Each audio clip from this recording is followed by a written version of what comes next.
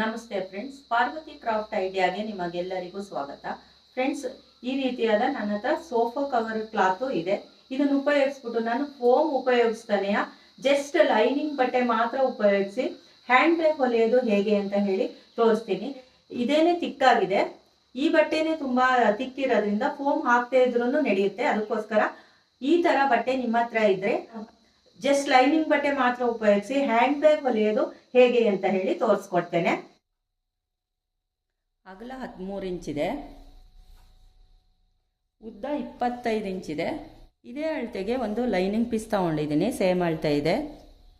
ಒಳಗಡೆ ಪ್ಯಾಕೆಟ್ ಹೊಲಿಲಿಕ್ಕೆ 7.5 ಇಂಚು ಅಗಲ ಇರೋದು ಒಂದು ಪೀಸ್ ಬೇಕಾಗುತ್ತೆ. 7.5 ಇಂಚು ಅಗಲ, 12 ಇಂಚು ಉದ್ದ ಇದೆ. 7.5 ಇಂಚು ಉದ್ದ ಇರೋದು ಒಂದು ಜಿಪ್ ಬೇಕಾಗುತ್ತೆ. ಜಿಪ್ಪನ್ನು ಓಪನ್ ಮಾಡಿಬಿಟ್ಟು ಜಿಪ್ಪನ್ನು 2 ಸೈಡು ಅಟ್ಯಾಚ್ ಮಾಡಬೇಕು. ಉಲ್ಟಾ ಇಟ್ಬಿಟ್ಟು ಬಟ್ಟೆ ಮೇಲೆ ಉಲ್ಟಾ ಇಟ್ಬಿಟ್ಟು ಒಂದು ಹೊಲಿಗೆ ಹಾಕ್ಕೊಳ್ಬೇಕು.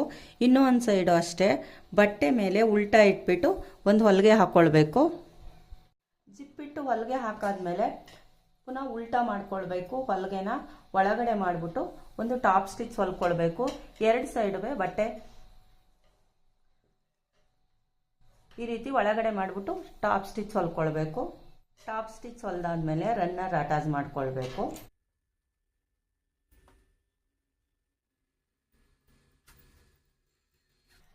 ಒಂದ್ಸರಿ ರನ್ನರ್ ಹಾಕಿ ತೆಗೆದ್ಮೇಲೆ ಪುನಃ ಸ್ವಲ್ಪ ಜಿಪ್ಪನ್ನು ಓಪನ್ ಮಾಡಿಬಿಟ್ಟು ರನ್ನರ್ಸ್ ಹಾಕ್ಕೊಳ್ಬೇಕು. ರನ್ನರ್ಸ್ ಹಾಕಿ ಈ ರೀತಿಯಾಗಿ ಮಧ್ಯದಲ್ಲೇ ನಿಲ್ಲಿಸಿರಬೇಕು. ನಂತರ ಸ್ವಲ್ಪ ಒಂದು 3/4 ಇಂಚು ಅಥವಾ ಅರ್ಧ ಇಂಚಿಗೆ ಈ ರೀತಿಯಾಗಿ ಜಿಪ್ಪಿಂದ ಕೆಳಗಡೆಗೆ ಫೋಲ್ಡ್ ಮಾಡಿಬಿಟ್ಟು ಒಂದು ಹೊಲಿಗೆ ಹಾಕ್ಕೊಳ್ಬೇಕು. 2 ಸೈಡುವೆ 2 ಸೈಡು ಹೊಲಿಗೆ ಹಾಕಾದ್ಮೇಲೆ ಸೀದಾ ಮಾಡ್ಕೊಳ್ಬೇಕು. ಮೇನ್ ಲೈನಿಂಗ್ ಬಟ್ಟೆನ ಈ ರೀತಿಯಾಗಿ ಸೆಂಟ್ರ್ ಮಾಡ್ಕೊಳ್ಬೇಕು.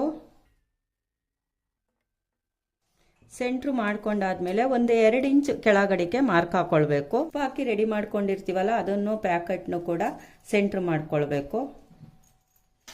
ಇಲ್ಲಿ ಮಾರ್ಕ್ ಹಾಕೊಂಡು ಸೆಂಟ್ರ್ ಮಾಡ್ಕೊಂಡಿರ್ತೀವಲ್ಲ ಇಲ್ಲಿ ಇಟ್ಬಿಟ್ಟು ಒಂದು ಹೊಲಿಗೆ ಹಾಕ್ಕೊಳ್ಬೇಕು. ಪ್ಯಾಕೆಟ್ ಇಟ್ಬಿಟ್ಟು ಒಂದು ಸ್ಟಿಚ್ ಮಾಡಿ ಆಗಿದೆ. ಮೇನ್ ಬಟ್ಟೆನ 2 ಸೈಡಲ್ಲೂ 3.5 ಇಂಚಿಗೆ ಮಾರ್ಕ್ ಹಾಕ್ಕೊಳ್ಬೇಕು.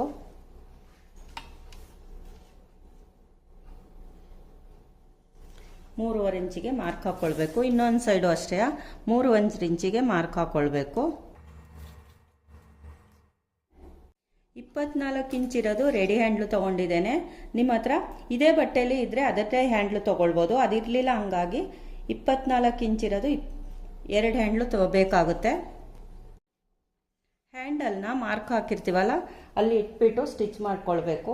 ಇನ್ನೂ ಒಂದು ಸೈಡು ಅಷ್ಟೇ ಮಾರ್ಕ್ ಹಾಕಿರ್ತೀವಲ್ಲ ಅಲ್ಲಿ ಇಟ್ಬಿಟ್ಟು ಹೊಲಿಗೆ ಹಾಕ್ಕೊಳ್ಬೇಕು. 2 ಸೈಡುವೆ ಹ್ಯಾಂಡಲ್ನ 2 ಕಡೆ ಸ್ಟಿಚ್ ಮಾಡಿ ಆಗಿದೆ. ಮೇನ್ ಬಟ್ಟೆನ ಸ್ಟ್ರೈಟ್ ಇಟ್ಕೊಳ್ಬೇಕು. ಲೈನಿಂಗ್ ಬಟ್ಟೆಗೆ ಪ್ಯಾಕೆಟ್ ಅಟ್ಯಾಚ್ ಮಾಡಿರ್ತೀವಲ್ಲ ಅದನ್ನು ಈ ರೀತಿಯಾಗಿ ಉಲ್ಟಾ ಇಟ್ಕೊಳ್ಬೇಕು. ಪ್ಯಾಕೆಟ್ ಒಳಗಡೆ ಹೋಗಬೇಕು. ಈ ರೀತಿ ಉಲ್ಟಾ ಇಟ್ಕೊಂಡು ಇಲ್ಲಿ ಒಂದು ಹೊಲಿಗೆ ಹಾಕ್ಕೊಳ್ಬೇಕು. ಇನ್ನೊಂದು ಸೈಡು ಅಷ್ಟೇ ಇಲ್ಲಿ ಒಂದು ಹೊಲಿಗೆ ಹಾಕ್ಕೊಳ್ಬೇಕು. 2 ಸೈಡುವೆ ಹ್ಯಾಂಡ್ ಹೊಲಿಗೆ ಹಾಕಿ ಆಗಿದೆ. ಹೊಲಿಗೆ ಹಾಕಾದ್ಮೇಲೆ ಸೀದಾ ಮಾಡ್ಕೊಳ್ಬೇಕು. ಈ ರೀತಿ ಸೀದಾ ಮಾಡಿಕೊಂಡು ಒಳಗಡೆ ಮಾಡಿಬಿಟ್ಟು ಲೈನಿಂಗ್ನ ಒಳಗಡೆ ಮಾಡಿಬಿಟ್ಟು ಒಂದು ಟಾಪ್ ಸ್ಟಿಚ್ ಹೊಲ್ಕೊಳ್ಬೇಕು. ಇನ್ನೂ ಒಂದು ಸೈಡು ಅಷ್ಟೇ ಸೀದಾ ಮಾಡ್ಕೊಳ್ಬೇಕು. ಲೈನಿಂಗ್ನ ಒಳಗಡೆ ಮಾಡಿಬಿಟ್ಟು ಈ ರೀತಿಯಾಗಿ ಒಳಗಡೆ ಮಾಡಿಬಿಟ್ಟು ಒಂದು ಟಾಪ್ ಸ್ಟಿಚ್ ಹೊಲ್ಕೊಳ್ಬೇಕು. 2 ಕಡೆ ಟಾಪ್ ಸ್ಟಿಚ್ ಹೊಲಿದೆ ಆಗಿದೆ. ಟಾಪ್ ಸ್ಟಿಚ್ ಹೊಲಿದಾದ್ಮೇಲೆ 2 ಸೈಡುವೆ ಹೊಲಿಗೆ ಹಾಕ್ಕೊಳ್ಬೇಕು. 13 ಇಂಚು ಅಗಲ ಉದ್ದ ಇರೋದು ಒಂದು ಜಿಪ್ ಬೇಕಾಗುತ್ತೆ. ಜಿಪ್ಪನ್ನು ಓಪನ್ ಮಾಡ್ಕೊಳ್ಬೇಕು. ಒಂದು ಸೈಡು ಈ ರೀತಿಯಾಗಿ ಜಿಪ್ಪನ್ನು ಸ್ಟ್ರೈಟ್ ಇಟ್ಬಿಟ್ಟು ಜಿಪ್ ಮೇಲೆ ಮೇನ್ ಬಟ್ಟೆ ಇಟ್ಬಿಟ್ಟು ಹೊಲಿಗೆ ಹಾಕ್ಕೊಳ್ಬೇಕು. ಈ ರೀತಿಯಾಗಿ ಇಟ್ಬಿಟ್ಟು ಹೊಲಿಗೆ ಹಾಕ್ಕೊಳ್ಬೇಕು. ಇಲ್ಲಿ ಹೊಲಿಗೆ ಹಾಕ್ಕೊಳ್ಬೇಕು. ಇನ್ನೊಂದು ಸೈಡು ಅಷ್ಟೇನೆ ಜಿಪ್ಪನ್ನು ಸ್ಟ್ರೈಟ್ ಇಡಬೇಕು. ಸ್ಟ್ರೈಟ್ ಇಟ್ಬಿಟ್ಟು ಮೇನ್ ಬಟ್ಟೆ ಇಟ್ಬಿಟ್ಟು ಹೊಲಿಗೆ ಹಾಕ್ಕೊಳ್ಬೇಕು. 2 ಸೈಡುವೆ ಜಿಪ್ಪಿಟ್ಟು ಹೊಲಿಗೆ ಹಾಕಿ ಆಗಿದೆ.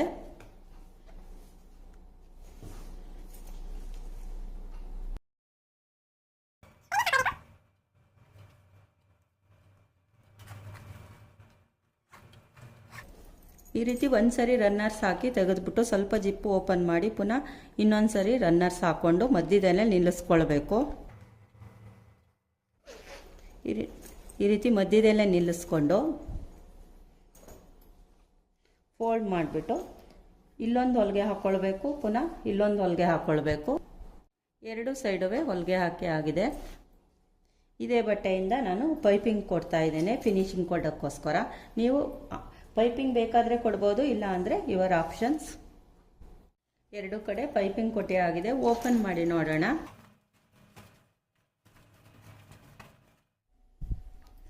ಈ ರೀತಿಯಾಗಿ ಸೋಫಾ ಬಟ್ಟೆ ಇದ್ದರೆ ನಿಮ್ಮ ಹತ್ರ ಅಥವಾ ದಪ್ಪ ಇರೋದು ಯಾವುದೇ ರೀತಿ ಬಟ್ಟೆ ಇದ್ರೂ ಕೂಡ ಫೋಮ್ ಹಾಕ್ತಾನೆ ಈ ರೀತಿಯಾಗಿ ಶಾಪಿಂಗ್ ಬ್ಯಾಗ್ ಮಾಡ್ಕೊಳ್ಬೋದು,